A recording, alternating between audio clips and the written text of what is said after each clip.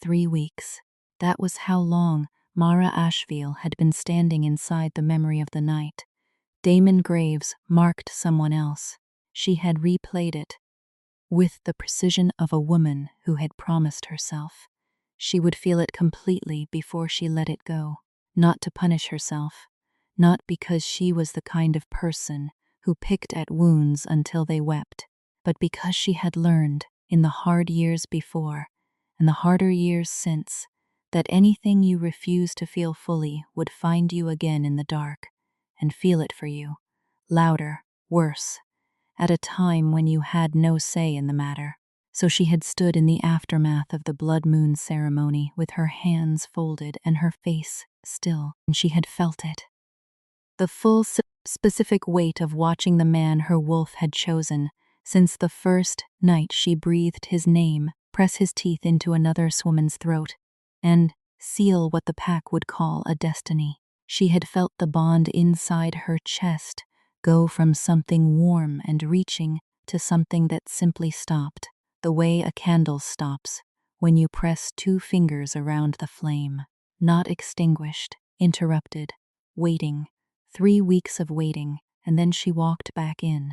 The lodge hall smelled of cedar smoke and the particular cold that came through mountain stone walls in early winter, and Mara crossed the threshold before she let herself acknowledge that she could already feel him somewhere behind the gathered bodies, and the low hum of pack conversation, like a pressure at the base of her throat. She had not expected that. She had rehearsed not expecting it so many times that she had started to believe the rehearsal. She was carrying a leather satchel that held the thing she had come to deliver. The evidence, the thing she had spent 3 weeks assembling with the careful patience of a woman who knew she would only get one chance to walk back into this room with her dignity intact. The pack elder near the door saw her first. His eyes went wide. She gave him nothing. She kept walking. She had survived 3 weeks of silence and solitary accounting. She would survive a room full of people who had watched it happen, and not one of them had spoken. Inside the main hall, heads began to turn. She did not slow down. She had come to speak before the council, and she had come alone, and her wolf was entirely still inside her. Not suppressed, not afraid, still, in the way of something that has already decided. In the far corner, past the carved wolves that ran along the edge of the high table, past the clustered faces of the pack elders, who had been expecting someone else entirely, she felt the moment he noticed she was there. She did not look at him. Not yet. The pull between them was already in the room, already rearranging the air. The mate bond did not care that there had been a ceremony.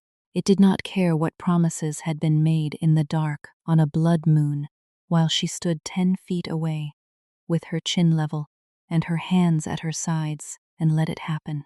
She set her satchel on the council table, unhitched the brass clasp, and looked at Elder Soren. "I have something the council needs to see," she said. Her voice was steady. It was always steady now. "And I believe Alpha Graves will want to be present for what I'm about to tell you." She still did not look at Damon Graves. She had earned that. She would make him wait. 14 months ago, Mara had not known what waiting cost. She had been someone who moved toward things she wanted with the uncomplicated directness of a woman who had never been made to doubt that she deserved them. The memory of meeting him rose the way it always did, not gradually but all at once, the way a door opens onto a room that is already lit.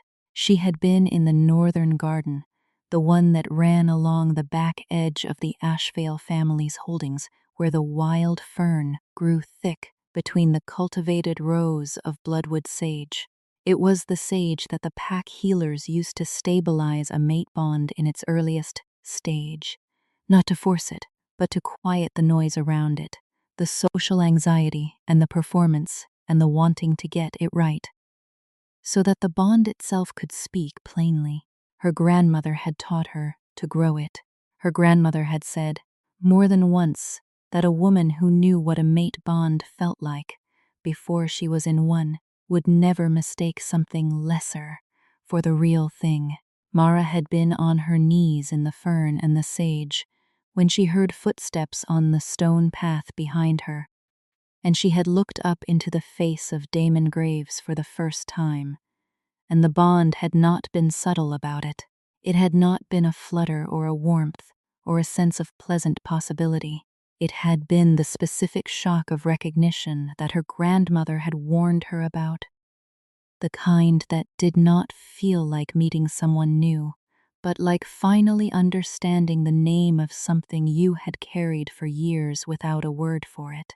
He had looked at her for a long moment without speaking. He was already the Alpha's second. Not the Alpha himself then, but something building toward it, carrying it in the set of his shoulders and the unhurried quality of how he held stillness. He was not a man who needed a room's attention to feel its weight. He was the kind of man who simply stood somewhere and the room organized itself around him. "You're Mara Asheville," he had said. "Not a question. I am." She had stayed on her knees because she had been in the middle of something, and she was not the kind of woman who scrambled to her feet to perform deference. If he wanted to look down at her, he was welcome to look down at her. She had not offered him that on purpose. She had simply finished the thing she was doing before she acknowledged that anything had changed. He had looked at the sage. He had looked at her hands. "Your grandmother was a great healer," he said. "She was a great many things." He had almost smiled at that. She had watched the corner of his mouth move and decide against it, and she had felt, with the exact clarity of something her grandmother had described, the particular quality of a wolf trying to compose itself in front of a mate bond it was not prepared for. He had not come back the next day, she had noticed. He had come back 3 days later, and he had not pretended to have a reason. He had simply walked to the edge of the garden and stood there for a while. And eventually Mara had moved over on the low stone wall she was sitting on, and he had sat down beside her. And they had talked for 2 hours about everything that was not the bond building between them with the dense patient energy of weather. She had known, she had felt it every time his arm was close enough to warm the side of hers. She had felt it when he turned to look at her, and held the look half a beat longer than politeness required. She had felt it like pressure in the chest and patience in the throat, a specific combination that her grandmother had called the hardest and the realest kind. The kind that does not make you reckless, but makes you more yourself cleaner. Like a stone that has been in a current long enough that all its rough places have been worn into shape. He had known too. She was certain of it now, 14 months later, in a way she had not allowed herself to be certain of it then. He had known, and he had chosen, and what he had chosen was not her. Not because he didn't feel it. That was the thing she had spent 3 weeks learning to hold without dropping. He had felt it, and he had made a different calculation, and the calculation was this: that a bond with Mara Asheville, the daughter of a bloodline that the old council considered minor, would cost him something in the politics of succession that he had been building toward for 7 years. And the council had given him another option: Celine, daughter of Elder Caro, a woman whose bloodline would consolidate exactly the alliances. Damon needed to claim the Alpha seat without a challenge. It had not been love that put Celine Caro in that ceremony. It had been politics wearing the costume of fate, and she had the evidence to prove it. She had carried that evidence alone for 3 weeks. She could carry it a little longer. The months between that first afternoon in the garden and the blood moon ceremony had moved with the particular cruelty of something that should have been a blessing. He had come back to her grandmother's garden a dozen times. He had sat with her until the light went from gold to gray, and neither of them mentioned the cold. He had told her things, small, specific, private things, the kind you only tell one person, the kind that are less confession than they are a form of trust, so complete it makes confession unnecessary. She had told him things in return, and she had watched his face when she told them, and his face had always been the face of someone paying full attention. She had not let herself name it. She had not said the word mate aloud in any of those evenings, because she could feel his hesitation, and she had enough respect for him and for herself not to weaponize what was true. A mate bond named by one and denied by the other was not a bond. It was a trap. She had not wanted to trap him. What she had wanted, she understood now, was for him to be brave enough not to require trapping. He had not been brave enough. The night before the blood moon ceremony, he had come to the garden one last time. Late, later than he had ever come before, when the sage was silver in the dark and the fern smelled of cold water. She had been sitting on the wall, and she had known before he reached her that something was ending. Her wolf had gone very quiet in the particular way that means it is bracing. He had stood in front of her, and he had not sat down. He had said her name once, and she had heard everything in it: the apology, the explanation, the reasons that were real and the reasons that were rationalizations.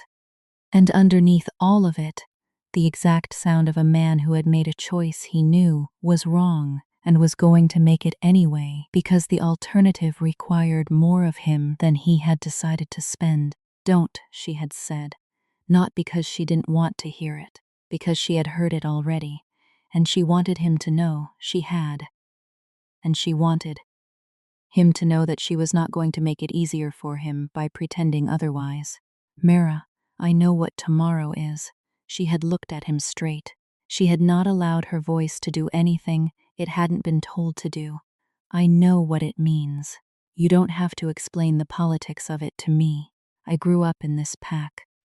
He had stood in front of her for a long moment with something moving through his face that she did not let herself catalog too carefully. If she cataloged it too carefully, she would reach for it, and if she reached for it, she would give him something he did not deserve. The comfort of her forgiveness before he had earned it. You could tell me not to do it, he said finally. That had nearly broken her. Not because it was a cruel thing to say, but because it was a true one. She could feel the bond in it, the mate bond speaking through him in spite of himself, saying what the calculating part of him would not. She could tell him not to do it, and the bond would take hold, and it would all fall out differently. And some part of him was asking her to be the brave one, because he had already established he was not going to manage it. She had looked at him for a long moment in the dark, in the sage smell and the cold. No, she said, I won't do that. If you need me to tell you not to, then you already know the answer. I won't say it for you. He left, and the next night she had stood in the lodge hall and watched Damon Graves mark Celine Caro in front of the whole pack, and she had not flinched. She had not left early. She had not performed grief or rage or any of the other things a woman in her position was supposed to perform, so that everyone could feel comfortable. She had stood still, and she had felt it completely, and she had let it settle into her bones like cold.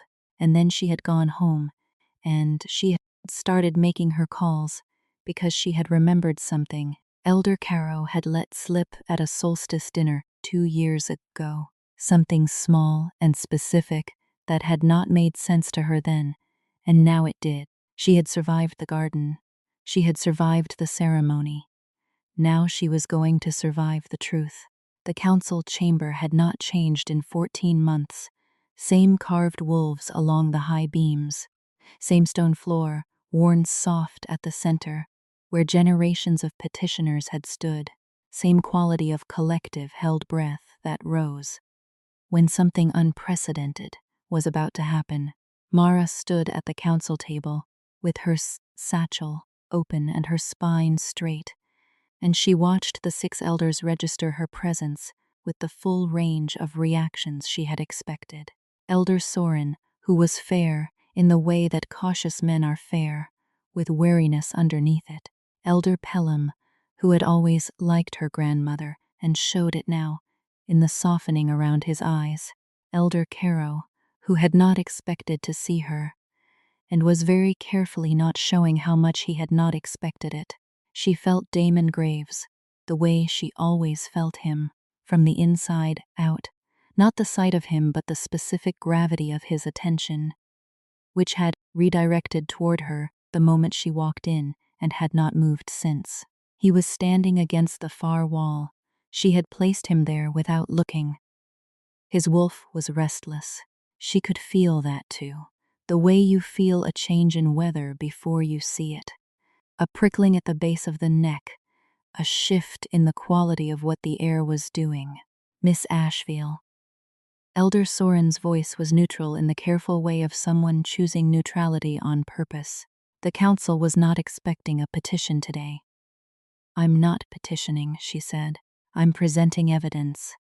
She laid the first document on the table. It was a correspondence, handwritten, recovered from a sealed record at the Northern Pack Archive with the assistance of a historian she trusted. She laid it flat and smoothed it with her palm and let the silence do what silence did. Elder Caro's face moved. It was small what it did, but she saw it. She had not looked at Damon Graves yet. She was still not ready. She needed what she was about to say to be fully inside the room before she looked at him, because once she looked at him, the bond would be in the room too, loudly, and she needed the words to have gone before that happened. 14 months ago, she said, the council recommended to the then candidate Alpha Graves that a politically advantageous match be formalized before the blood moon ceremony. The recommendation was framed as guidance. What it actually was, as documented in this correspondence between Elder Caro and 2 of the sitting council members, was a coordinated suppression of an existing mate bond. The room went very quiet. The letters document a deliberate decision to withhold information, she continued, her voice the same steady instrument it had been since she decided it would be. The pack law is clear on this. A recognized mate bond cannot be legally superseded by a ceremony match. The blood moon marking is binding, except in cases where the bond was concealed or coerced.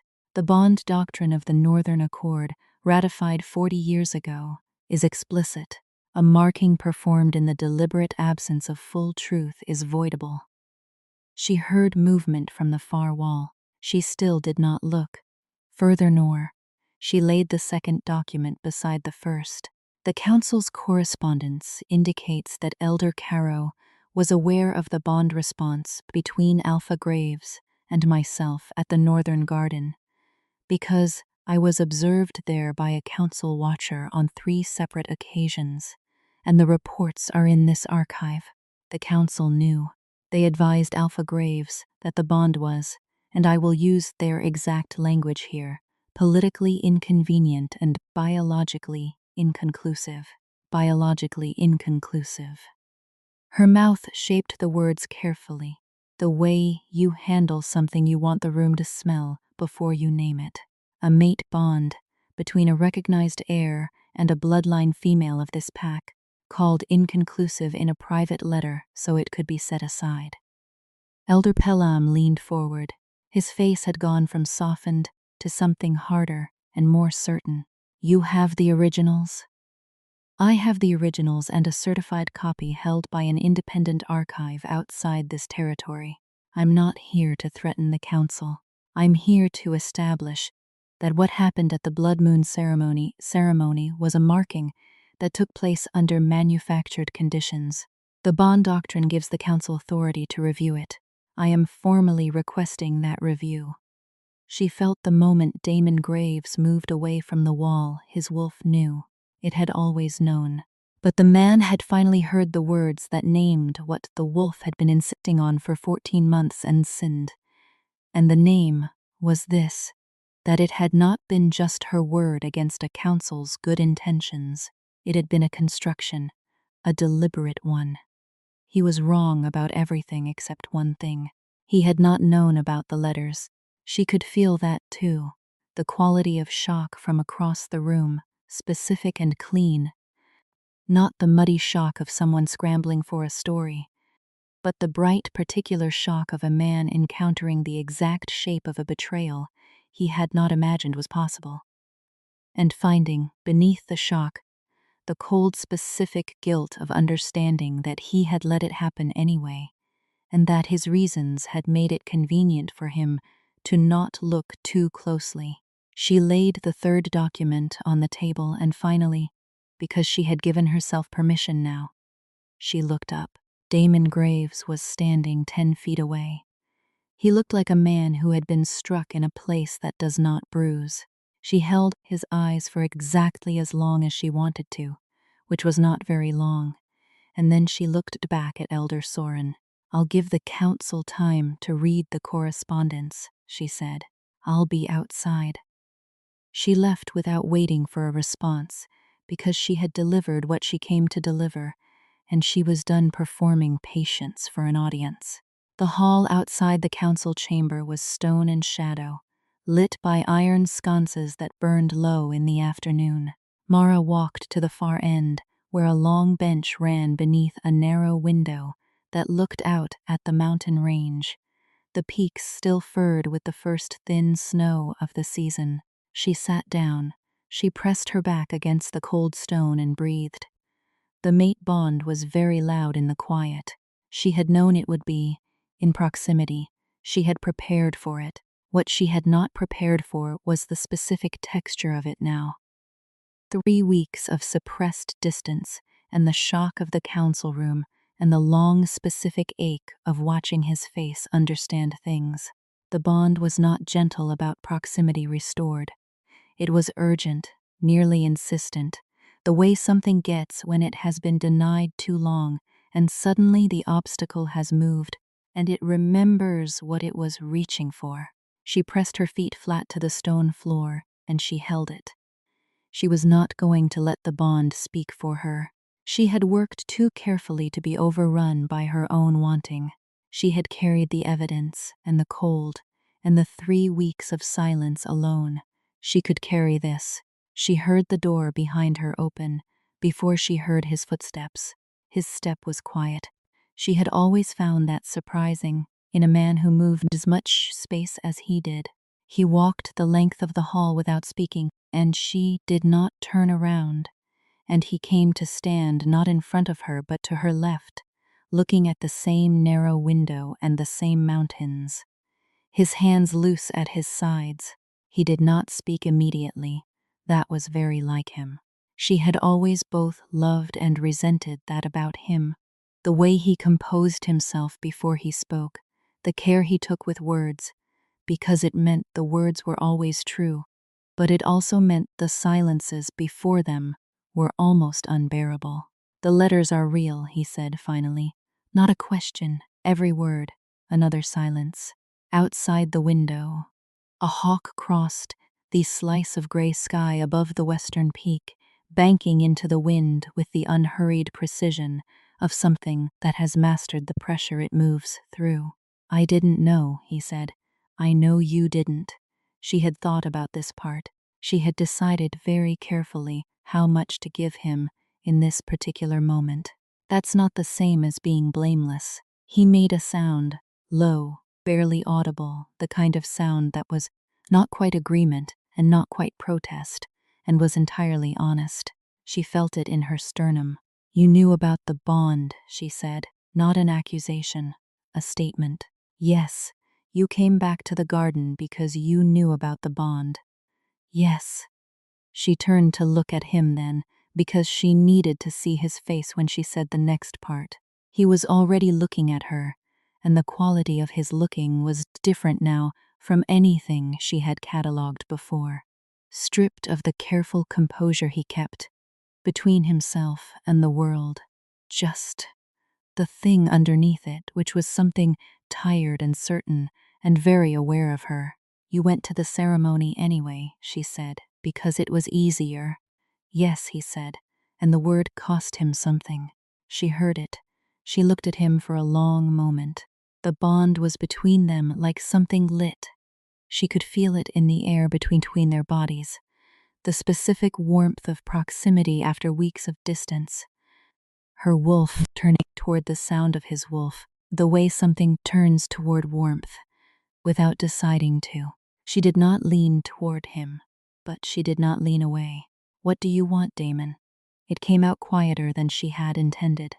Not soft, she did not feel soft right now, but quiet in the way of something that has spent its force on what mattered and has only the truth left.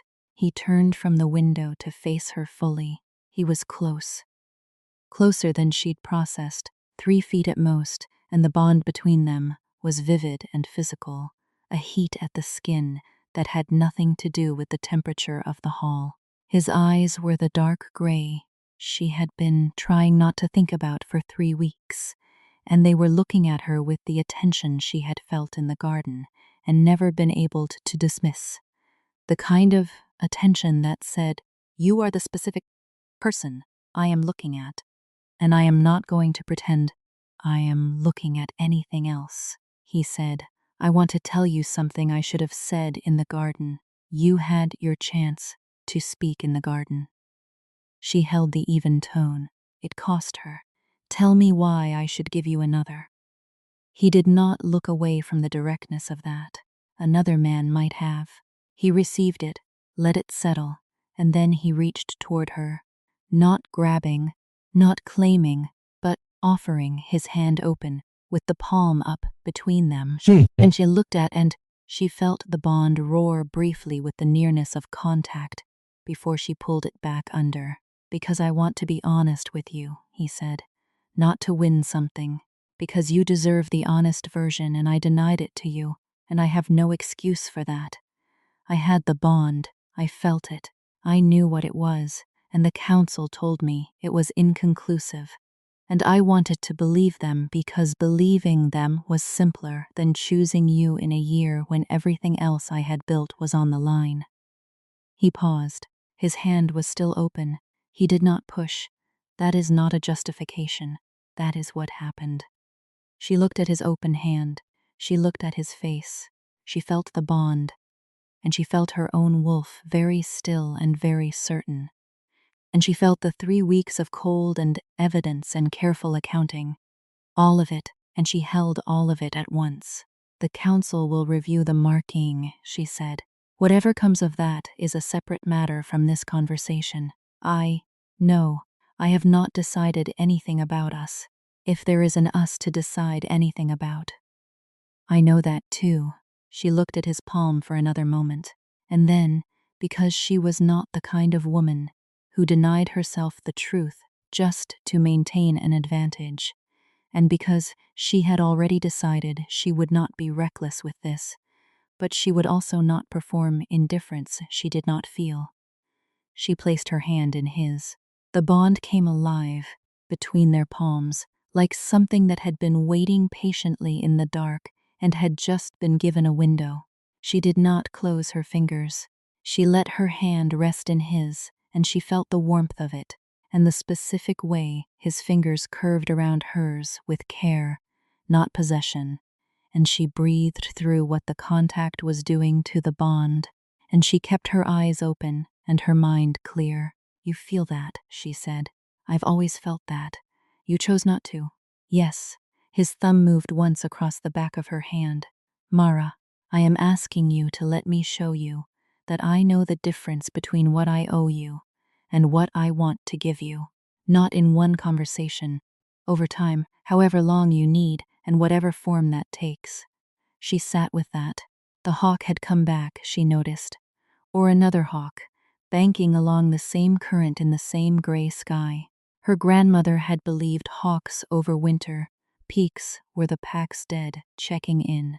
She had not decided whether she believed that, but she had never been willing to fully discard it either. She did not take her hand away, but she also did not lean in, and she did not make it easier for him, and she let the silence be what it was, which was not comfortable and was honest.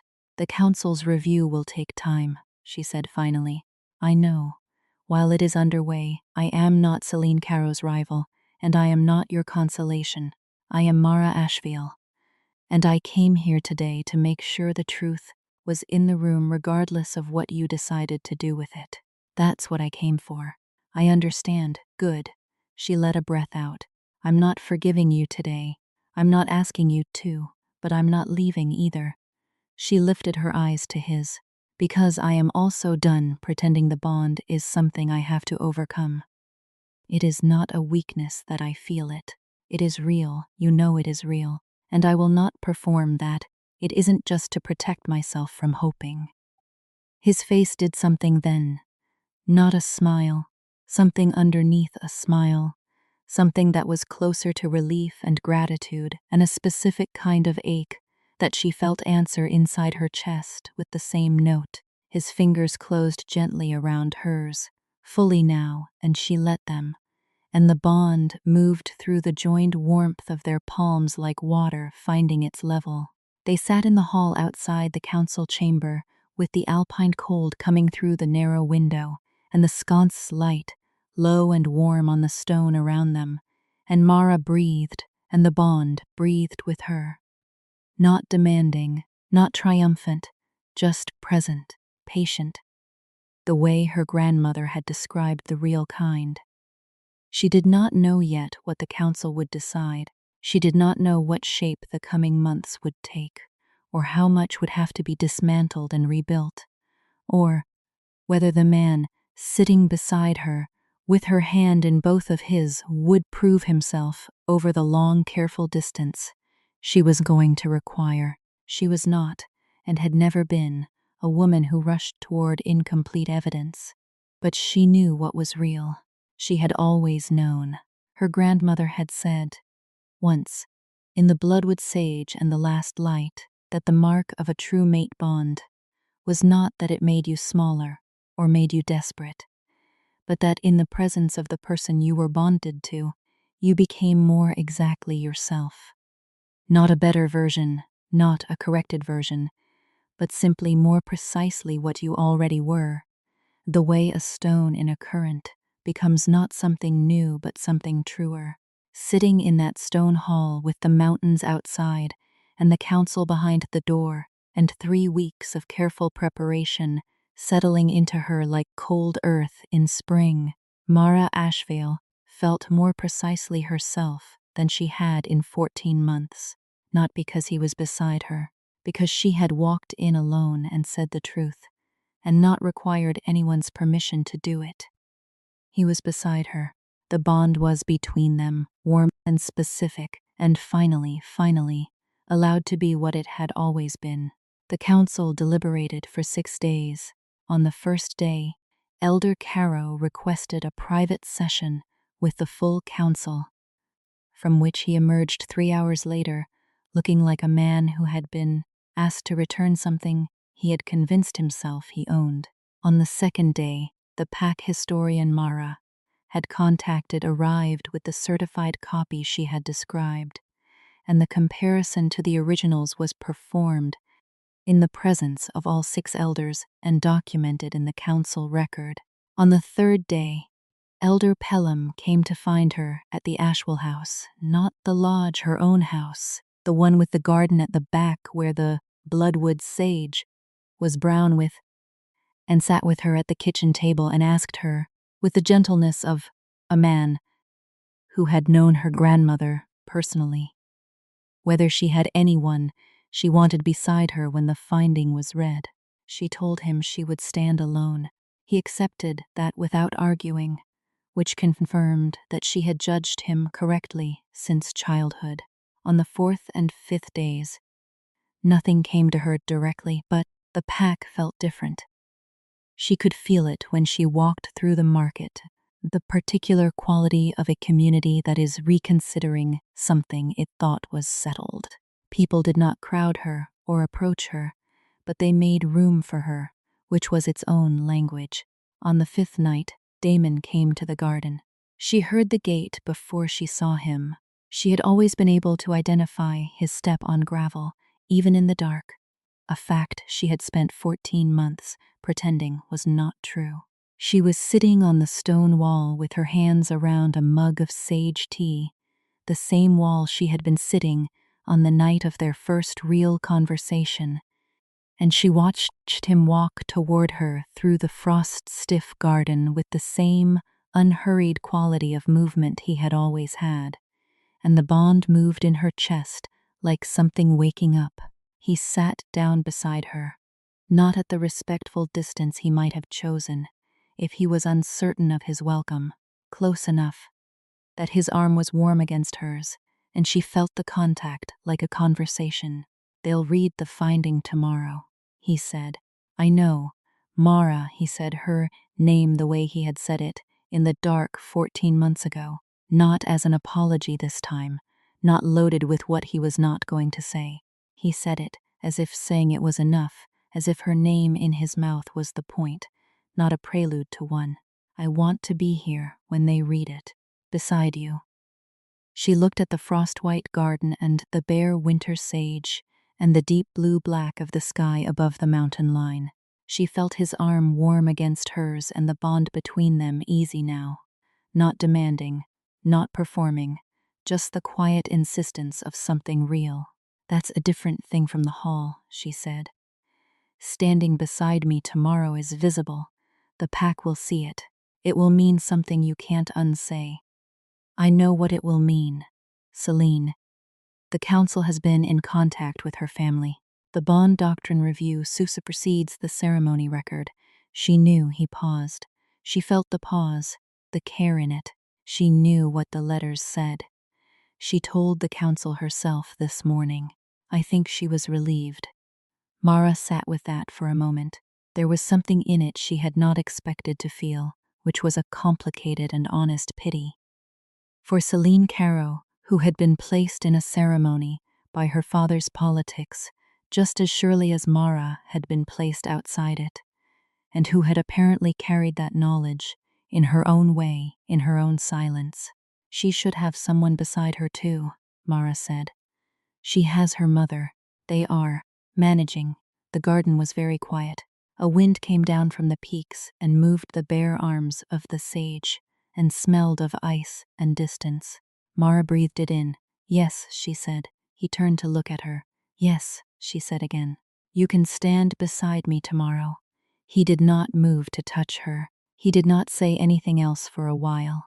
They sat on the stone wall in the cold garden and drank nothing and spoke nothing, and the bond moved between them like a living thing, allowed, finally, to move. After a while he reached up and tucked a strand of her hair back from her face where the wind had blown it. It was a small thing. It was done with such care that she felt it in a place well below thought, the specific warmth of being tended to by the person the bond chose, the exact sensation her grandmother had described as the truest marker of a genuine mate.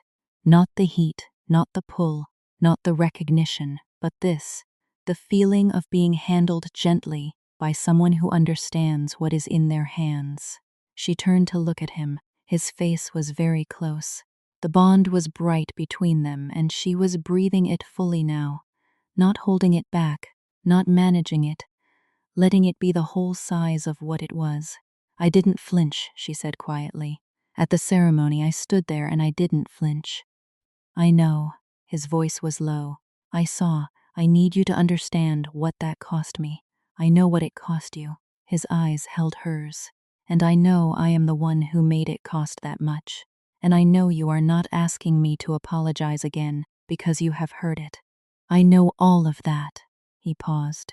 "What I want you to know, the thing I didn't say in the garden and should have said, instead of asking you to tell me not to go, is that the bond was never inconclusive, not for 1 hour, not from the first time I stood here and watched you finish what you were doing before you acknowledged me." She felt that land, felt it go through her the way the cold garden smell did. Everywhere at once, irreversible. "I was afraid," he said simply, "not of you. of needing something that I hadn't planned for, of the council being right that it would cost too much, of choosing something real over something safe. His jaw moved. It was the worst calculation I have ever made. Yes, she said, it was. He looked at her for a long moment. Will you let me make a different one? She looked at him. She felt the bond and her own wolf, and the weight of 14 months and the 3 weeks of cold and evidence, and the garden, in winter, around them, and the hawk she had decided to believe was her grandmother, somewhere, waiting to see what she was going to do. I told you in the hall, she said. I'm not leaving. That was the answer. She held his eyes. But you will show me, not tell me, show me, over time, every day that it is required. Every day, he said. No qualifier, no negotiation. She looked at him for another moment and then she leaned. A small movement, a degree, just enough, and rested her head against his shoulder, and felt him exhale slowly and then go still with the particular stillness of a man who understands that something has been given to him that was not owed and will not be taken for granted. The bond settled between them like warmth after cold, like the garden itself taking a breath. The council finding was read the following morning in full assembly. Mara stood at the front of the lodge hall, not at the petitioner's position, which was the center of the worn stone floor, but at the side, which was her own choice, near the carved wolves and the eastern window, where the pale winter light came in horizontal and clear. Damon Graves stood beside her, not in front of her, not behind her, beside. Elder Soren read the findings slowly and in its entirety, the bond doctrine violation, the correspondence, the council's decision to invalidate the ceremony record on grounds of concealment, Elder Caro's formal censure and removal from the council seat, a development that had been prepared quietly and fell on the room like a stone into still water. Mara watched the faces of her pack. She watched them take it in, the revised history, the correction, the shape of what had actually happened behind the ceremony they had witnessed. She watched some of them do the calculations she had done, where they had been standing, what they had assumed, how easy it had been to see what they were shown. She did not perform vindication. She did not look at anyone as though she had won something over them. She was not performing anything. She was simply present, which was the thing she had always been best at when she allowed herself to be it. When Elder Soren finished, the hall was quiet in the particular way that holds its breath before it decides what to do next. Mara looked out at the assembled pack, the old families and the young ones, the elders' bench and the crowded standing rows at the back, and she felt the mate bond beside her, and the winter light on her face, and the bloodwood sage smell that had come in on her coat from the garden that morning, and she was calm in the way of something that has been in the current long enough to know its shape. Elder Pelham looked at her and gave her a small nod. Not absolution, acknowledgement. Damon's hand found the back of hers, not clasping, not claiming, just his knuckles warm against hers at their sides, between their bodies, where the pack could see it if they were paying attention, and she could feel it regardless. She pressed her hand once against his and turned to face the room. "Thank you," she said to the council, not to the room, not for the room. Her gratitude was specific and directed, and she was not performing it broadly. She took her satchel from the bench where she had left it, and she walked to the door, and Damon walked beside her, and the pack made room. Outside, the mountain air was sharp and pale and smelled of ice and coming snow. The pines along the lodge path moved in the wind. Marfa stopped walking when they reached the end of the path where it turned toward the Asheville holdings, and she turned her face up to the sky, and she breathed. She had come back carrying the truth. The truth had been heard. The bond was beside her, acknowledged at last by the man who bore it, and the community that had let it be obscured, and the garden would grow back in the spring. the sage and the fern and the things her grandmother had planted, and she would be there when it did. She was not done making him show her. That would take the time it took, and she would not shorten it for comfort's sake, hers or his. But she was done performing smallness for a room that had mistaken her restraint for absence. She had never been absent. She had been the only person in that lodge hall, on both the nights that mattered, who had stayed fully present without requiring anything from anyone to do it. Damon's stopped beside her on the path, his shoulder a few inches from hers, looking up at the same sky. The first flakes of early snow were beginning to fall, slow, deliberate, the kind that took their time about it. Your grandmother planted the sage before the frost closed in, he said, not as conversation, but as memory. I remember thinking that was either faith or optimism. She would have said there was no difference. He was quiet for a moment. Then, what do you think? Mara felt the bond between them. Easy, unhurried, the right size for the quiet of a snowy path and a cleared morning. She felt her own wolf, steady and certain, and without apology. I think, she said, that I've been growing things in cold ground my whole life, and they always come back. He turned to look at her. She was already looking at him. The snow fell between them and around them, soft and indifferent and complete, and the mate bond was warm in the center of her chest, not demanding, not triumphant, not performing, present, real, finally at long last allowed to be exactly what it had always been. She was Mara Ashvale, and she had not flinched, and she did not intend to start.